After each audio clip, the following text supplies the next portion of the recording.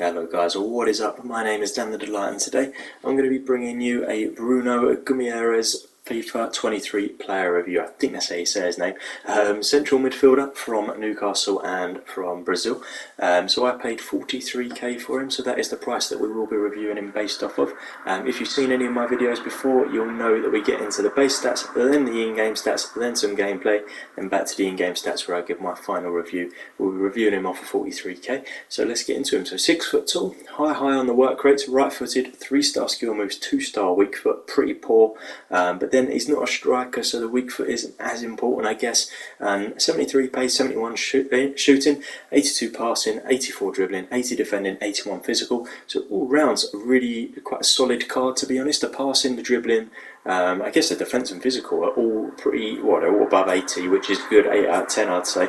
And then the pace isn't too bad either, neither is the shooting. So yeah, as I said, all round looking like a decent enough player. Hopefully he plays well in game. I've not used his base card before, so I'm not really sure how he actually feels by his base card. But by looking at them stats, I feel like he's going to be more of a like defensive sort of midfielder, but he can go forward and hopefully get some goals as well, and make some assists. With the 82 passing, I'm expecting decent things from the passing.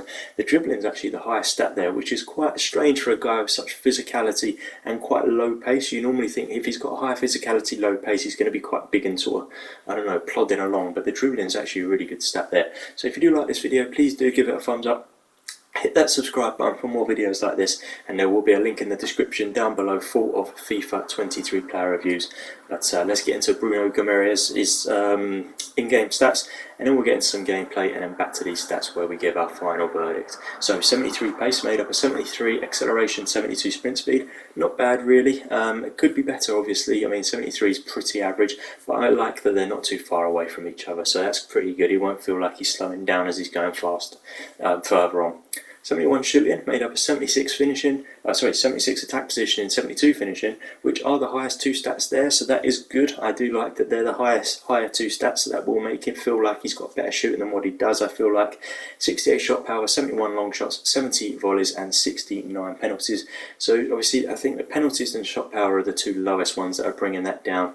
And then the volleys as well, long shots, they're the ones that you don't really use as much, to be honest. It's nice to have, because if you do get an opportunity, then it would be good to score the goals, which he's probably not going to do. But for me, the ones that you use the most are the top two, because they're the ones where you're in that position a lot more.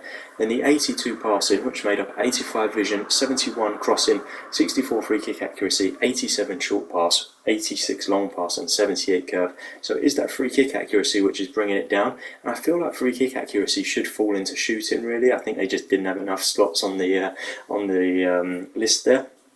So even then, I think the passing will feel a bit better than what it actually says on the card there, because it will be the free kick accuracy that's bringing it down, and you won't really notice that very often at all, if ever, if you don't take free kicks with him. Then the 84 dribbling, made up of 77 agility, 81 balance, 83 reactions, 85 ball control, 84 dribbling, and 86 composure. Some really nice stats there. He's not going to feel plodding along, because he's got them top two stats are above sort of like 75, which I think is the cut-off point where they start feeling like a truck. But the rest of the stats there are pretty high, to be honest, as well. So that's good. I was excited to get into it with the dribbling on this card, and they're not going to disappoint. Then the defending as well. I don't normally get into this with an attacking player, but I guess midfield he is kind of defending as well, and he is more of a defensive looking card. So 80 defending, 82 interceptions, 64 head accuracy, 81 defensive awareness, 83 standing tackle, and 78 sliding tackle. Really nice stats there. Standing tackle is the highlight, and that is the one that I would be most interested in. 81 physical, made up of 65 jumping, 88 stamina, 79 strength, 81 aggression. So good on the strength, and that's the most important stat for me anyway. Jumping and all that, I don't really care about that much. So let's get into the actual in-game, some gameplay, and then we'll go back to these stats and see how they played in-game. Alright, so Bruno, let's go stat by stat. So pace, it was quite low, wasn't it? It was 72, it felt like. I mean, you're seeing here that it didn't feel like 72.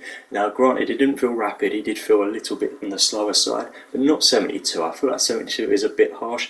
He could have been faster, definitely, There's no doubt about it, but 72 is quite slow.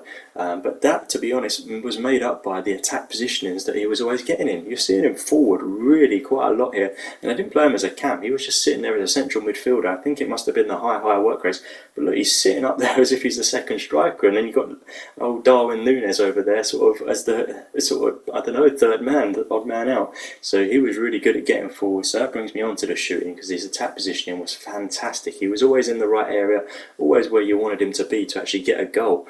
And he didn't disappoint either with the shooting. He actually did score quite a few goals for me. I thought maybe he would be a bit of an off one because he's got the 2-star weak foot. I was a bit worried, but no, he was definitely scoring some goals. You're seeing here there were a few occasions where he did have a shot, the keeper saved it, and then the rebound was scored, so he got the assist, I guess, technically. But he was always there or thereabouts and managing to get shots on target. He never really completely missed the shot at all, so that's really good. Passing felt good as well. It felt really solid. Yeah, you're seeing some examples of it here with I think he just gave the ball away there in that clip, but the through balls that he was playing were really good to my strikers, so yeah, I can't complain about that. But the dribbling was definitely one of the best stats for him. He was dribbling around people. He didn't need the pace too much because he was able to just sort of get around people anyway, so yeah, it didn't really bother me about the dribbling. And then the physicality as well, he felt strong and his defending was really good, so we'll get back into that now anyway. So the pace, it was 73, right, so I think it has to come up to like a 77. It didn't feel that fast, and 77 is still not a good stat, but 73 is really quite low. So yeah, we'll bring that up to like 77, which again isn't a great stat, but it's a lot better than 73.